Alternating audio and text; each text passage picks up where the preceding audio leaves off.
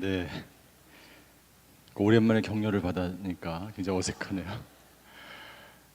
네, 오늘 금요 회복 예배 오신 모든 분들을 주님으로 환영합니다. 오늘은 저희가 세 번째 기술, 애착의 유대관계, 사랑의 유대관계에 대해서 함께 나누도록 하겠습니다. 우리는 성숙한 그리스도인이 되기를 원합니다. 모든 사람은 그의 나이에 따라서 나이에 맞게 성숙한 삶을 살아가기를 원합니다. 우리가 성숙에 대한 그리스도인들의 생각이 있는데 어떤 생각이냐면 다음과 같은 생각이에요. 우리 화면을 보시면 성숙에 대한 그리스도인들의 통념 이렇게 되어 있는데요. 다음과 같은 생각들이죠. 영적 성숙은 정서적, 관계적 성숙과 다른 문제이다 라는 생각이에요. 영적인 성숙과 정서적인 성숙은 연결되어 있고, 내가 만약 정서적으로 영적으로 성숙하다면 관계적인 면에 있어서도 성숙한 그리스도인이 되어야 합니다. 우리 그리스도인들은 관계를 떠나서 생활할 수 없습니다. 하나님께서 관계적인 존재입니다. 성부, 성자, 성령이 한 몸이었고 한 삼위일체로서 서로 관계함으로 우리 가운데 임재하십니다. 정서적인 것과 관계적인 것과 영적인 것은 구별되어서 나타나지 않습니다. 영적이라고 하는 것은 그 사람이 성숙하다는 것이고, 영적인 사람은 관계적인 면에서도 성숙하고 정서적인 문제에 있어서도 자신의 정서를 잘, 감정적인 부분을 잘 조절할 줄 아는 사람이죠. 두 번째 생각입니다. 좋은 설교를 들으면 내 정체가 변화될 것이다. 좋은 설교를 듣는 것은 내 정체성이 변화되는 데 도움을 줄 수 있습니다. 깨달을 수 있습니다. 은혜를 받을 수 있습니다. 그러나 그 은혜만으로 우리가 성숙해지는 것은 아닙니다. 하나님이 우리에게 하시는 것은 은혜이지만 우리가 해야 될 부분이 있어요. 우리가 모든 면에서 성숙한 그리스도인으로 날마다 자라가야 합니다.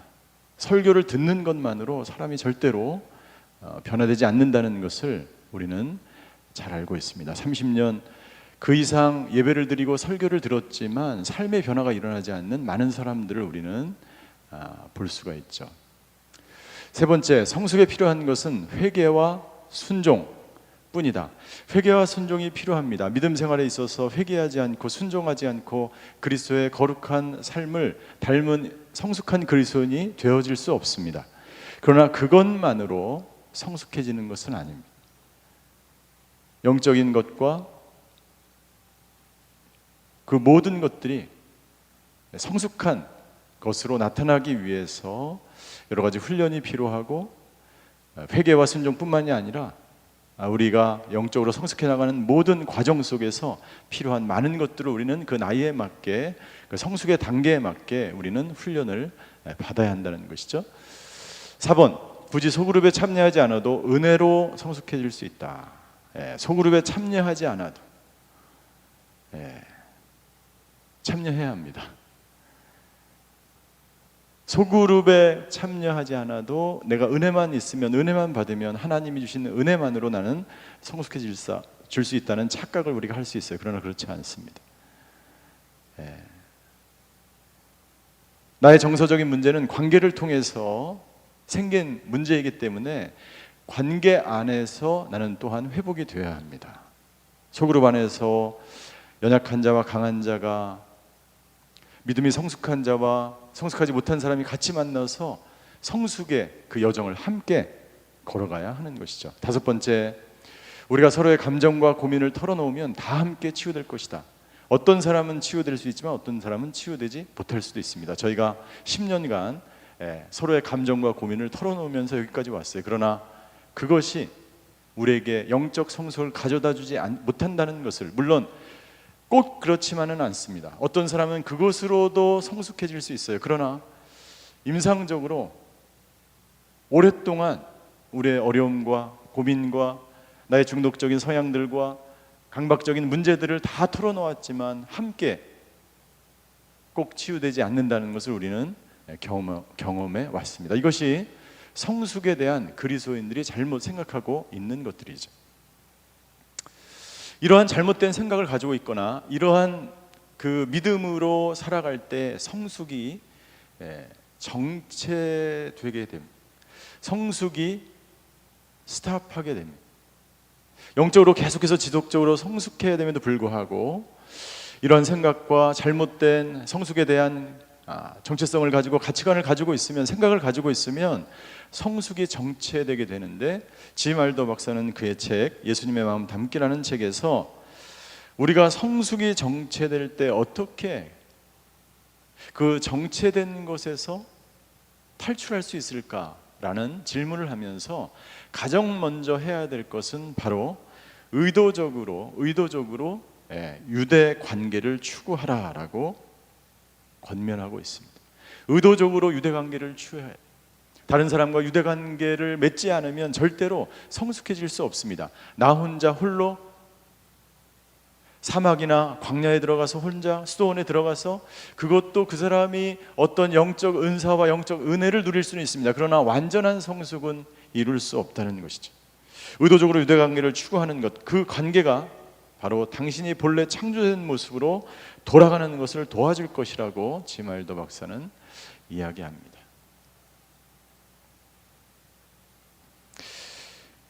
지난주까지 우리는 두 번의 설교를 통해서, 말씀을 통해서 기쁨과 쉼이 얼마나 중요한지, 기쁨과 안식이 얼마나 중요한지를 우리가 나누었습니다.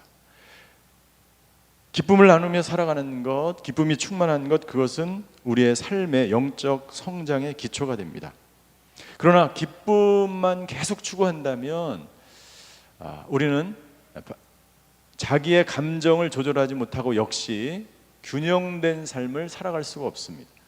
기쁨이 있다면 우리는 쉼을 가져야 되고, 쉼을 충분하게 안식을 누렸으면 다시 기쁨의 상태로 나아가야 합니다.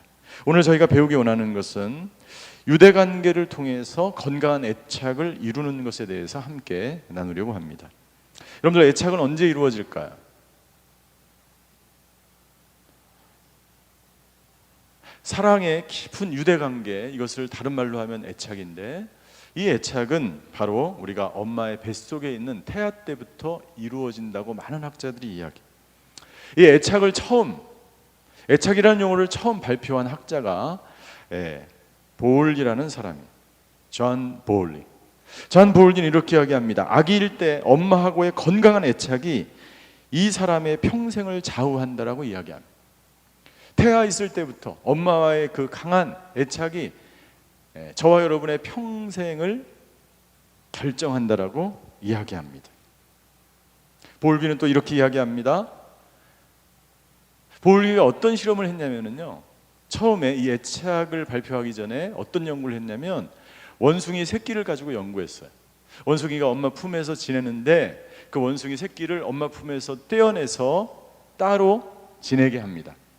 따로 지내다가 이제 그 게이지 안에, 철장 안에 이 원숭이를 집어넣고 한쪽에서는 먹을 거를 줍니다. 바나나를 줍니다. 그리고 한쪽에서는 아무것도 주지 않지만 엄마의 모습을 한 부드러운 그러한 헝겊으로 되어 있는 엄마의 모형을 갖다 놓습니다. 이 아이가 어디로 갈까요? 먹을 것을 주는 쪽으로 갈까요? 아니면 엄마처럼 생긴, 그것을 요즘 말로 이야기하면 애착 인형이라고 이야기해요.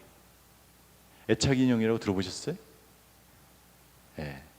애착의 고통을 앓는 사람들이 살아있는 강아지나 고양이가 아니라 부드러운 인형, 특별히 여러분들 그 드라마가, 예능 프로 같은 프로그램에 보면 뭐 나 혼자 산다 뭐 이런 프로그램 있잖아요. TV를 안 보시는군요. 혼자 사는 사람들 막 이렇게 하는 것 보면은 대부분 곰인형 같은 걸 갖다 놓은, 거의 모든 혼자 사는 사람 곰인형, 일종의 애착 인형이죠. 근데 보울비가 이 실험을 했는데 이 새끼 원숭이가 먹이를 주는, 바나나를 주는 그쪽으로 달려갔을까요? 아니면 이 애착 인형에게로 달려갔을까요? 엄마의 품을 느낄 수 있는 애착 인형으로 달려갔어요. 그 실험을 하면서 보울비가 이런 이야기를 합니다. 아이는 단순히 먹을 것을 준다고 해서 곁에 있으려고 하지 않습니다. 접촉이나 상호작용을 통해 아이를 보호하고 돌봐준 주 양육자 옆에 있으려고 한다는 거예요. 동물도 똑같은 것이죠.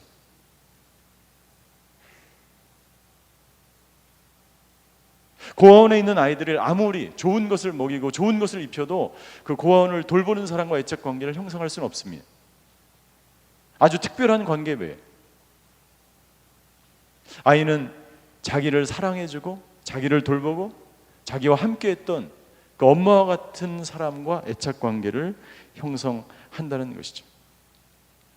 만약 우리가 건강하게 어렸을 때 그 엄마와 함께 애착을 형성하지 못했다면 애착으로 인한 고통이 우리 안에 생기게 돼요. 다음 슬라이드 주시죠. 애착으로 인한 다음 고통은 다음과 같은 특징들이 있어요. 첫 번째, 모든 일을 극단적으로 몰고 가는 특징이 있어요. 애착 관계가 정상적으로 엄마와 어렸을 때 형성이 되지 않으면 모든 일을 극단적으로 몰고 갑니다. 그래서 여러분들 신문에 자주 그런 것들이 등장하죠. 이별을 선포하면 어떻게 합니까? 분노가 일어나서 뭐 차로 가서 들이받고 가서 그 부모님을 막 어떻게 하고 그러잖아요. 이 사람들에게는 자기의 감정을 조절할 능력이 없는, 애착의 고통이 그렇게 심각한 거예요. 그 사람에게 그렇게 고통을 주는 거예요. 두 번째, 애착의 고통은 불가피합니다. 우리가 살아가면서 이사와 관계가 단절된다든지 이민을 간다든지 죽음 등을 회피하며 살 수 없어요. 그렇기 때문에 이 애착의 고통은 우리의 삶 속에서 계속해서 그 사람에게 감정적으로 문제를 일으키는 것으로 표출되고 나타난다는 것이죠. 세 번째, 기쁨의 훈련, 쉼의 훈련이 부족할 때 더욱 나타나는 거예요. 왜요? 감정을 조절하지 못하기 때문이죠. 그래서 저희가 이 훈련을 처음 시작하는 이 훈련의 가장 중요한 것은 뭐냐면 기쁨과 쉼의 훈련을 하는 거예요. 가장 기초적인 훈련. 내가 고에너지 상태에서 기쁨을 누리지만 그러나 다시 내가 쉼과 안식 속에서 내 감정을 조절할 수 있는 능력을 키우는 거예요.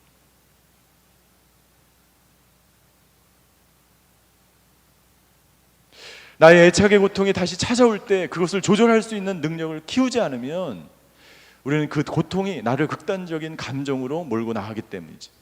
네 번째, 조절하기 어렵기 때문에 강한 욕구를 낳습니다. 그래서 중독적인 행위를 하기 시작하는 것이죠. 여기 앉아 계신 분들은 어렸을 때 부모님과 혹은 어머니와 건강한 유대관계, 사랑의 유대관계를 맺으셨습니까? 아니면 애착의 고통 가운데 두려움의 유대관계를 맺으셨습니까? 여러분들 어렸을 때 이 엄마는 아이에게 자신의 모든 것을 전수하죠. 이 아이는 기쁨으로 자기를 바라보는 그 엄마의 그 눈을, 그 마음을, 그 손길을, 그 가슴을 경험하지 못하면 이 아이에게 애착이, 건강한 애착이 형성되지 못하는 것입니다. 그럼 이 아이는 두려움의 정체성을 갖게 되고 두려운 사건을 경험할 때마다 그것을 회피하려고 합니다. 왜? 그것이 너무나 고통스럽기 때문이지.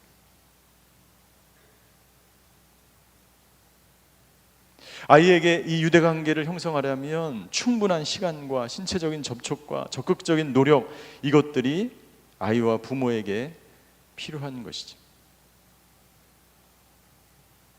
우리가 만약 어렸을 때 건강한 애착을 통해서 사랑의 유대관계를 형성하는 능력이 우리에게 있다면 우리는 다른 사람에게도 사랑을 나눠줄 수 있는 능력이 생기게 되고, 그리고 다른 사람에게 생명을 주는 사람으로 성장하게 됩니다. 성숙한 그리스도인이 되는 것이죠. 그러나 만약 내가 건강하지 못한 애착 관계를 형성하고 내 안에 두려움의 정체성이 형성된다면 이 사람은 어떻게 할까요? 다른 사람에게도 두려움을 주게 됩니다. 다른 사람의 에너지를 빼앗아요. 다른 사람을 탈진하게 만드는 사람이 되는 것입니다. 당신은 다른 사람에게 생명을 주는 사람입니까? 다른 사람을 탈진시키는 사람입니까? 우리 얼굴이 점점 이렇게 어려워지시는데 우리 옆에 분들에게 이렇게 이야기합시다. 다른 사람에게 생명을 주는 사람이 됩시다.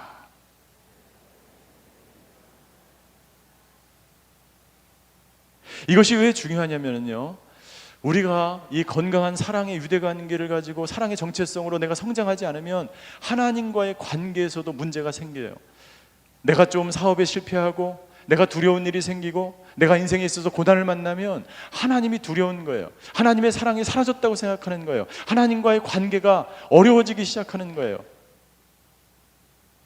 그러나 여러분들, 하나님은 한 번도 우리를 향하여 사랑을 포기한 적이 없으셔요. 바울은 그렇게 고백합니다. 누가 그리스도의 사랑에서 우리를 끊으리요? 그 어떤 것도 우리를 하나님의 사랑에서 끊을 수 없다라고 이야기합니다. 그러나 우리는 힘들고 어려운 두려움의 정체성을 가지고 있는 사람들은 조그만 힘들어도 두려워하기 때문에 하나님의 사랑이 끊어졌다라고 이야기하는 거예요. 그러나 그렇지 않습니다. 하나님은 한 번도 우리에게 사랑을 끊은 적이 없어요. 내가 가지고 있는 두려움의 정체성 때문에 그 사랑을, 그 은혜를, 그 축복을 내가 느끼지 못할 뿐이죠.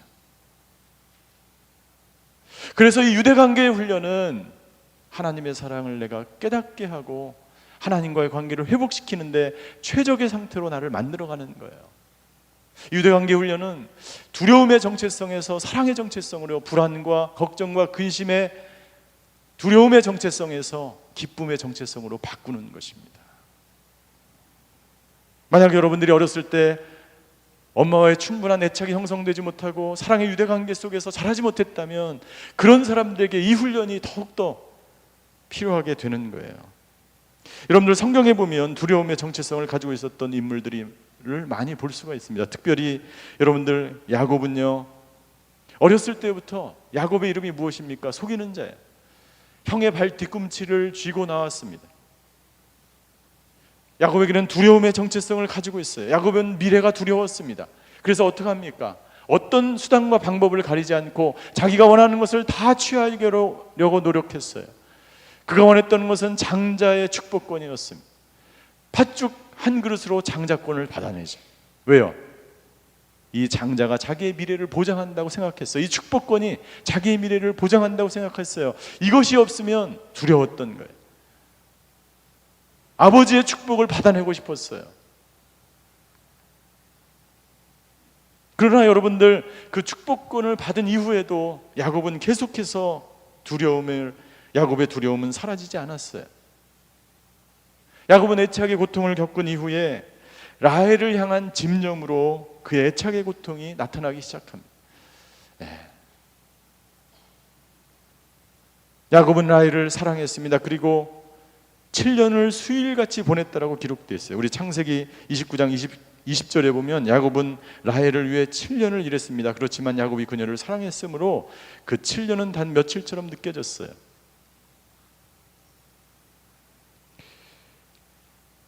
그러나 문제는 무엇입니까? 7년 후에 야곱이 얻고 싶은 것을 얻은 것이 아니에요. 삼촌 라반도 야곱만큼 속이는 자였어요.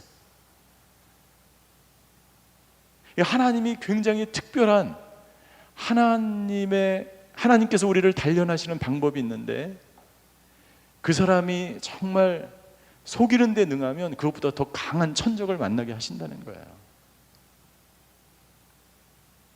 우리에게 아직 훈련되어야 할 부분이 있다면 하나님께서 그것을 훈련하시고 하나님의 사람으로 만들기 위해서 하나님께서 삼촌 라반을 만나게 하신 거예요. 이것 가지고 안 된다는 거예요. 그런 정체성을 가지고서는 안 되는 것입니다. 야곱은 7년을 더 14년을 봉사하면서 라헬을 얻게 되죠. 그러나 야곱이 고향으로 돌아가게 됐을 때 그는 계속해서 두려워했습니다. 고향에서 누가 기다리고 있어요? 형 에서가 기다리고 있어요. 형 에서에 대한 두려움이 그를 휩쌌습니다. 그가 가지고 갈 만한 것이 아무것도 없었기 때문에 그는 삼촌 라반의 양과 염소를 얻기를 간절히 원했어요. 왜? 그 재산이라도 있어야 두려움이 사라질 것 같으니까. 그 재산으로 에서를 뇌물을 먹일 수 있으니까. 그 재산이면 살아남을 것 같으니까. 물질 때문에 내 두려움이 없어질 수 있다고 확신하니까. 여러분들, 세상의 사람들이 가지고 있는 대부분의 두려움은 소유하지 못하는 두려움이에요. 내가 그 사람을 소유하지 못하고, 내가 그 사람의 칭찬을, 인정을 받지 못하고, 내가 그 물질을 소유하지 못한다면, 내가 그 자리를, 그 명예를 소유하지 못한다는 두려움으로 사람들은 살아가는 거예요. 당신은 무엇이 두렵습니까? 왜 두렵습니까? 무엇 때문에 두렵습니까?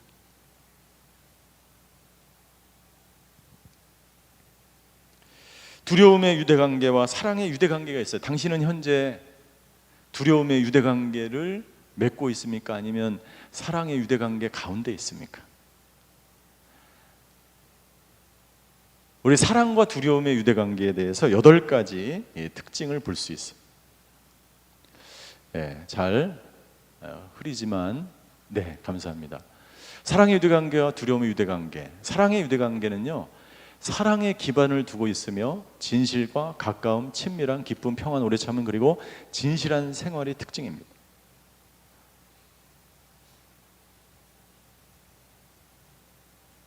그러나 두려움의 유대관계는 두려움의 기반을 두고 있으며 고통과 모욕감, 절박감, 수치심, 죄책감, 거절과 버림금 받음 및 기타 다른 파괴적 결과에 대한 두려움이 특징입니다.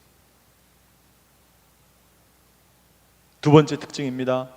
사랑의 유대관계는, 이 관계는 욕망에 의해 추진돼. 그래서 나는 당신과 함께 있고 싶어서 당신과 교제합니다. 함께 하고 싶은 것이 너무나 즐거운 거예요. 오늘 하나님과 함께 하고 싶기 때문에 이 자리에 우리가 앉아 있는 줄 믿습니다. 우리가 소그룹에 가는 이유가 뭐예요? 하나님께서 우리에게 주신 그 기쁨이 우리에게 있기 때문이에요.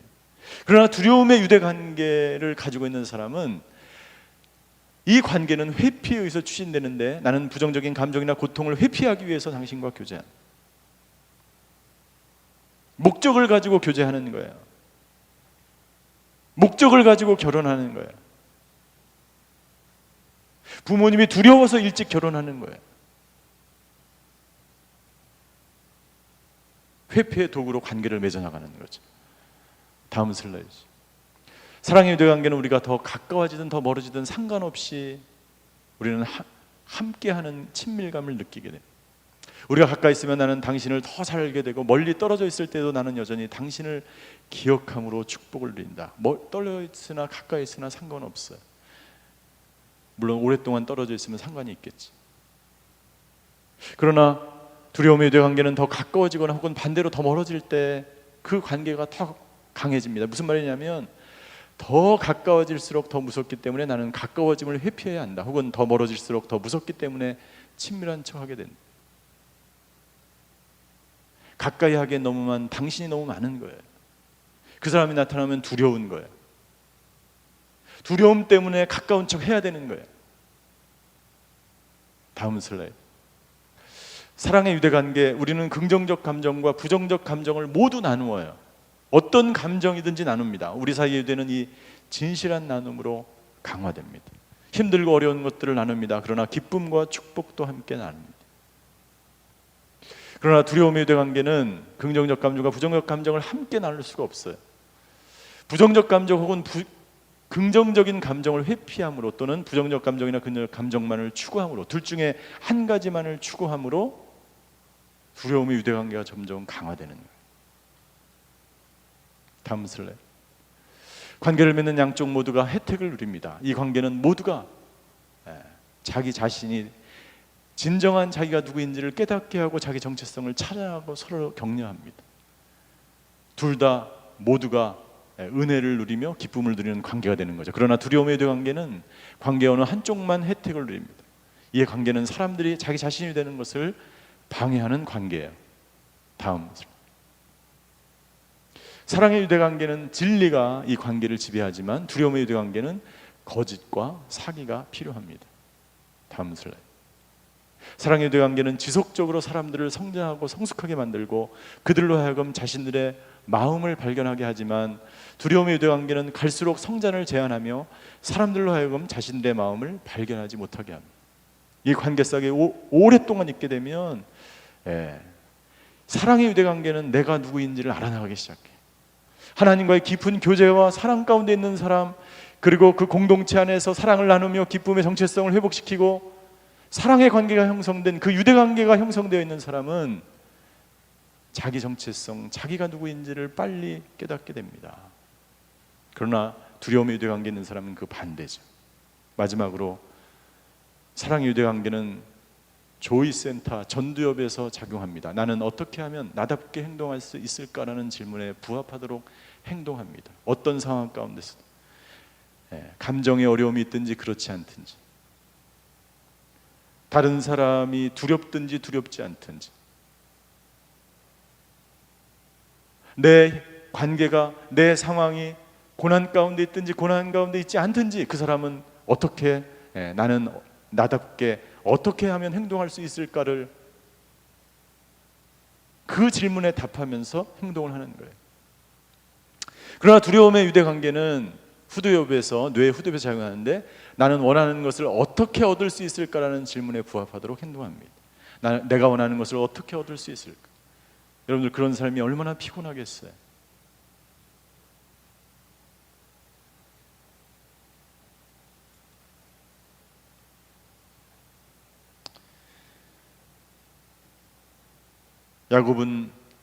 야곱은 두려움의 유대관계를 맺으며 살아왔습니다.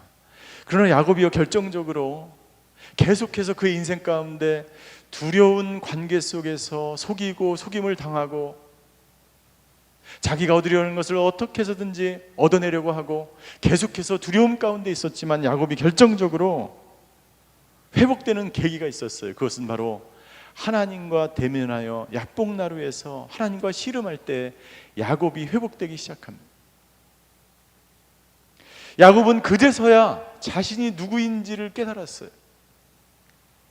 우리 창세기 32장 27절을 보시면 야복 강가에서 하나님과 하나님의 천사와 씨름할 때에 그 사람이, 천사가 야곱에게 물었습니다. 내 이름이 무엇이냐? 창세기 32장 27절에 보면 그가 대답했습니다. 나는 야곱입니다. 여러분, 하나님이 야곱의 이름을 모를까요? 하나님이 지나온 과거의 시간들을 몰랐을까요? 알고 있었어요. 야곱 스스로 자신이 속이는 자라는 것을 깨닫게 하도록 하나님이 야곱에게 물은 거예요. 오늘 하나님은 저와 여러분들에게 묻습니다. 야곱처럼 두려움의 인생을, 두려움의 정체성을 가지고 두려움의 유대관계를 살아왔는지, 두려움 때문에 다른 사람을 속이고 어렵게 하고 삼촌의 재산을 갈취하고 형의 에서의 장자권을 사고, 두려움 때문이었어요. 야곱에게 묻는 거예요. 오늘 저와 여러분들에게 묻는 것입니다. 너의 이름이 무엇이냐? 야곱이 대답합니다. 저는 속이는 자입니다. 저는 속이는 인생을 살아왔어요. 왜요? 두려움 때문이었습니다. 두려움 때문이었습니다. 그의 이름 안에 그의 모든 인생이 담겨져 있었어요. 야곱은 그때 자기가 어떤 사람인지를 깨닫게 됩니다. 자기의 정체성이 무엇인지를 발견하게 됩니다. 그리고 그 하나님과의 씨름이 끝나고 그는 새로운 사람으로 변화되어져 갔습니다.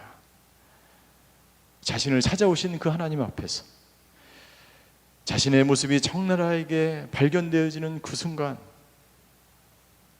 그는 자기가 누구인지, 어떤 인생을 살아왔는지를 고백하면서 이렇게 고백합니다. 창세기 32장 30절이에요. 창세기 32장 30절, 야곱이 그곳을 브니엘이라 부르고는 말했습니다. 내가 하나님을 대면해서 보았는데도 내 생명이 보존됐구나.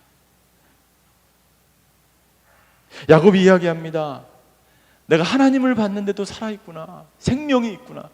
여러분, 그 당시에는요, 하나님을 본 사람들은 다 죽었어요.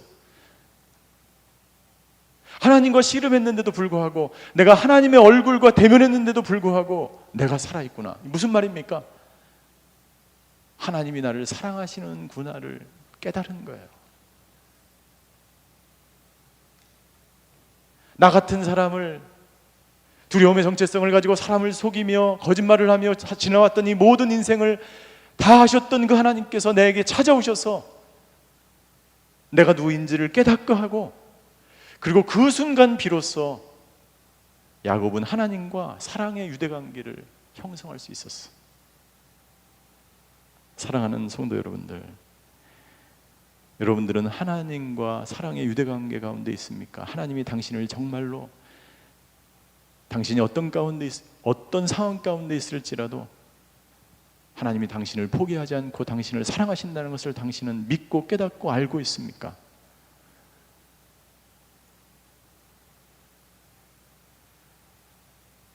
하나님의 사랑을 체험한 야곱은 기쁨으로 담대하게 형 에서를 만나러 갈 수 있었습니다. 그는 자기가 있던 모든 두려움의 정체성, 두려움의 생각, 자기가 지금까지 지내왔었던 모든 고집과 무엇인가 얻으려고 다람쥐처럼 집념을 가지고 살아왔던 그 모든 것들을 내려놓고 하나님께 그 모든 것을 의탁한 채 그 강을 건너서 자기를 죽이려고 찾아오는 그 에서를 만나러 가는 거예요. 사랑의 유대관계가 있는 사람, 그것을 소유한 사람은요, 어떠한 상황 가운데서도 내가 무엇을 어떻게 행동할지 아는 사람입니다. 나는 저와 여러분들이 그런 사람이 되시기를 주임으로 축원합니다. 그 사랑의 유대관계를 통해서 하나님과 더욱 깊이, 그리고 다른 사람에게 생명을 전하는 하나님의 사람들이 되시기를 주임으로 축원합니다. 기도하시겠습니다.